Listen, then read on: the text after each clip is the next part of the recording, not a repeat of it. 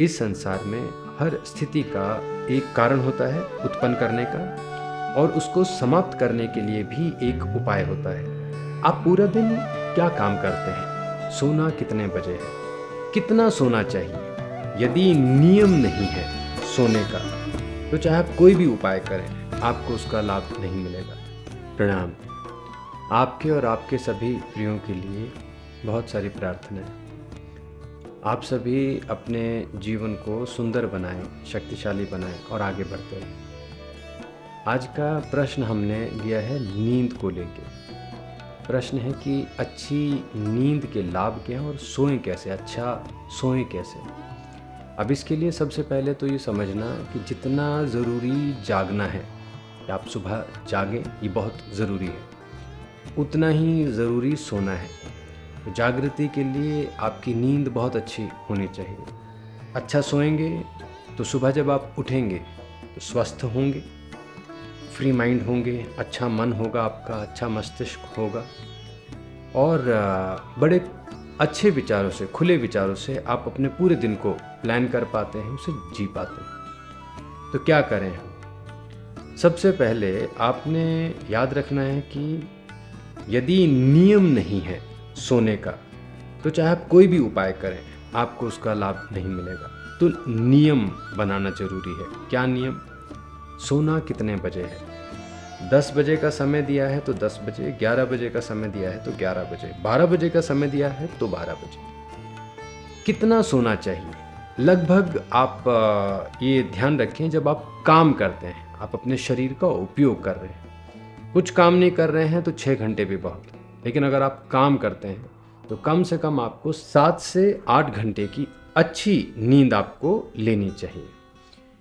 सबसे पहले आपने ध्यान किया समय का, वो नियम आपने बना लिया। उसके बाद यदि पेट अच्छा नहीं होगा आपका, तो फिर याद रखना, कोई भी उपाय कर रहे हो, नींद अच्छी नहीं होगी। तो रात को शांत भोजन लेना है। आप बहुत ज़्यादा पैशनेट अगर भोजन ले लेंगे, या बहुत ज़्यादा तामसिक भोजन अगर आप ले लेते हैं, बहुत तला हुआ या फिर बहुत स्पाइसी, उसको तामसिक भोजन की कैटेगरी में डाला जाता है, वो भोजन अगर आप ले लेंगे तो भी फिर आप सो नहीं पाएंगे, क्योंकि पेट आपका डिस्टर्ब होगा। तो शाम के समय या रात्रि के समय सरल भोजन लेने की आपको आदत डालनी चाहिए। तो 2 चीज़ें होगी, टाइमिंग होगी, भोजन होगा। तीसरा, आप पूरा दिन क्या काम करते हैं, कैसे सोचते हैं और कैसे जीते हैं, ये बहुत ज़रूरी होगा कि ये शांत हो, ये सरल हो और खुशी का हो, आप उसको जी पाएँ, ऐसा आपको दिन प्लान करना चाहिए। यदि आपका मन और मस्तिष्क प्रभावित रहेंगे आपके विचारों से, तो मानो पेट भी अच्छा है, आप सोए भी समय पे हैं, लेकिन फिर मन चलता रहेगा, सोच विचार चलते रहेंगे और आप सो नहीं पाएंगे, फिर आराम नहीं होगा। अब इसके लिए आप पूरे दिन को अच्छी तरह प्लान कर लो। हर चीज़ रूटीन में रखने की कोशिश करनी चाहिए। आप ये मत सोचो कि संसार में किसी भी चीज़ का डिसिप्लिन नहीं बनाया जा सकता, क्योंकि बाहर का जीवन है, बाहर वाले आपको डिस्टर्ब कर देंगे। आपने डिसिप्लिन बनाया या आपने कोई नियम बनाया तो बाहर वाले उसको ख़राब कर देंगे। आप ऐसा मत सोचो। आप बनाओ, अपने दिन को तैयार करो कि मुझे सुबह 6 से 12 बजे तक ये कार्य करने हैं, 12 से 6 ये कार्य करने हैं, 6 से 10 बजे तक ये कार्य, और फिर मैं सोऊं। इससे होता क्या है, आपके मन को, आपके मस्तिष्क को एक लक्ष्य मिल जाता है, गोल मिल जाता है, और वो फिर उसी को अचीव करने के ऊपर कार्य करने लग जाता है। तो वो एंगेज हो जाएगा, आप डिस्टर्ब नहीं होंगे। तो ये 3 काम आपके लिए बहुत ज़रूरी होंगे, जो आप तुरंत शुरू कर सकते हैं। इसके बाद फिर हम चर्चा कर सकते हैं कि मानो शरीर में कोई व्याधि, कोई प्रॉब्लम है, आपको कोई डिजीज़ है, तो उसके ऊपर चर्चाएं की जा सकती है।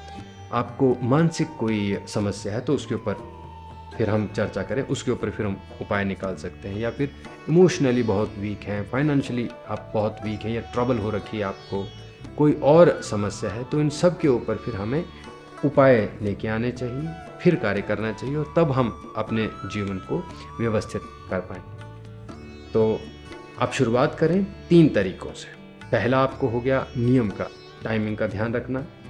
दूसरा काम हो गया आपको अपने भोजन का ध्यान रखना है, अच्छा भोजन लेना है, समय पर लेना है। और तीसरा आपका काम होगा अपने विचारों के साथ दिन को तैयार करना। यहाँ से आप शुरुआत करो। इसके बाद जब आप बताते हैं कि क्या आपको समस्या है, तो हम उसके ऊपर फिर भविष्य में चर्चा करेंगे। और ये अपने मन में बात हमेशा याद रखें, इस संसार में हर स्थिति का एक कारण होता है उत्पन्न करने का, और उसको समाप्त करने के लिए भी एक उपाय होता है। तो अगर कोई समस्या है तो ये मान के चलो उसका उपाय भी है, ढूंढने में समय लग जाता है। तो आपकी यात्रा थोड़ी और तेज होनी चाहिए। आप जिस लक्ष्य को प्राप्त करना चाहते हैं, जिस डेस्टिनेशन पर जाना चाहते हैं, उसके लिए अच्छा उपाय होना आपके पास बहुत आवश्यक है।